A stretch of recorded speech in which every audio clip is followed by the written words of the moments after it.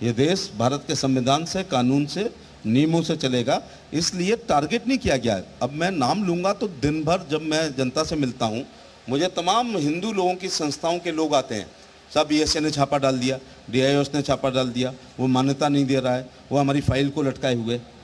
इसकी चर्चा तो नहीं होती है, लेकिन मदरसे पर चर्चा बहुत ज़्यादा होती है, क्योंकि वो टारगेट नहीं किए जा रहे हैं, बल्कि वो नियमों से अगर नहीं चल रहे हैं तो देश तो अब कानून से चलेगा, अब जिंदाबाद मुर्दाबाद से नहीं चलेगा। लॉ एंड जस्टिस आप देख रहे हैं, क्या कोई आंकड़ा है? क्योंकि कई सारे नेता मंत्री बीजेपी के कहते नजर आए कि मदरसे से पत्थरबाज निकल रहे हैं, पत्थर मारने वाले निकल रहे हैं। तो क्या इस तरह का कुछ आप लोगों के पास है कि वास्तव में मदरसे में जो पढ़ाई तालीम दी जानी चाहिए वो ना दे करके राष्ट्र विरोधी तत्वों को वहां पे पाला जा रहा है, उनको बढ़ाया जा रहा है, राष्ट्र हित में नहीं बल्कि राष्ट्र के खिलाफ? सब धान 22 पसेरी नहीं तोलना चाहिए।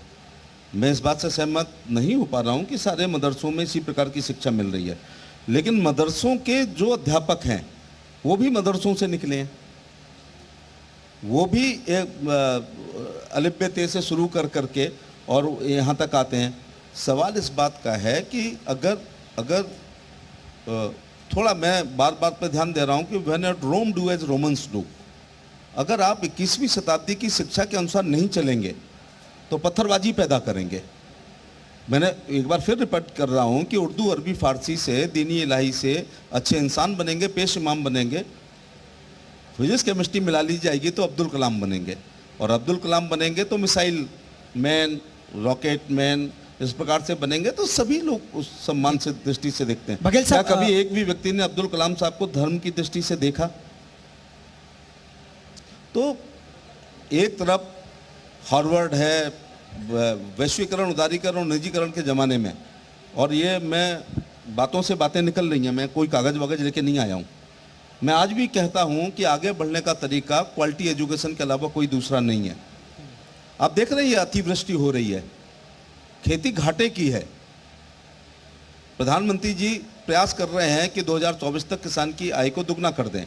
परंपरागत खेती से हट करके अगर किसान फूलों की खेती करेगा, फलों की खेती करेगा, पशुपालन के द्वारा, मछली पालन के द्वारा, मुर्गी पालन के द्वारा, सुअर पालन के द्वारा, मधुमक्खी पालन के द्वारा, ड्रिप इरिगेशन के द्वारा, स्प्रिंकलर इरिगेशन के द्वारा, जैविक खेती के द्वारा हम अपनी आय को दुगना कर सकते हैं, औषधि खेती के द्वारा।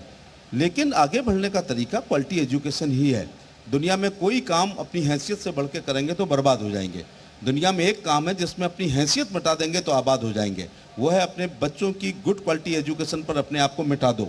तो अब आप देखिएगा ना कि जब मैं छोटा था, 1192 में ये लोग आए थे, छुटपुट हमले करते रहे, लेकिन 1191 में तराई के पहले युद्ध में पृथ्वीराज चौहान जीत गए और माफ़ कर दिया। लम्हों ने खता की, सदियों ने सजा पाई, वो सजा हो रही है। 1192 में बैटल ऑफ तराई सेकेंड में हार गए। इसके बाद गुलाम के गुलाम मोहम्मद गोरी ने हमको गुलाम बनाया, फिर उसके गुलाम कुतुबुद्दीन ऐबक ने, फिर उसके गुलाम इल्तुतमिश ने, फिर उसकी लड़की रजिया ने, फिर अलाउद्दीन खिलजी, मोहम्मद खिलजी, जलालुद्दीन खिलजी ने, फिर फिरोज तुगलक, मोहम्मद तुगलक, गैसुद्दीन तुगलक ने, सिकंदर लोदी, बहलोल लोदी, इब्राहिम लोदी ने, बाबर, हुमायूं, अकबर, जहांगीर, शाहजहां होते हुए औरंगजेब ने, फिर लॉर्ड मैकाले आ गए। तो कहने का ये मतलब है कि पहले तमाम सारे हमले हुए, तमाम सारे हमले हुए। मैं तो वो शेर मुझे बड़ा अच्छा लगता है कि मिस्र, रोमा सब मिट गए जहाँ से, कुछ बात है कि हस्ती मिटती नहीं हमारी। ये अलग बात है कि सबको लेकर चलना पड़ेगा, क्योंकि भारत क्या है, सरजमीन हिंद पर आबा के आलम ए जहाँ ए फराग, कार में बसते गए और हिंदुस्तान बनता गया। तो प्रधानमंत्री जब बार बार कह रहे हैं कि सबका साथ, सबका विकास, सबका विश्वास, सबका प्रयास, तो 2 कदम चलना चाहिए।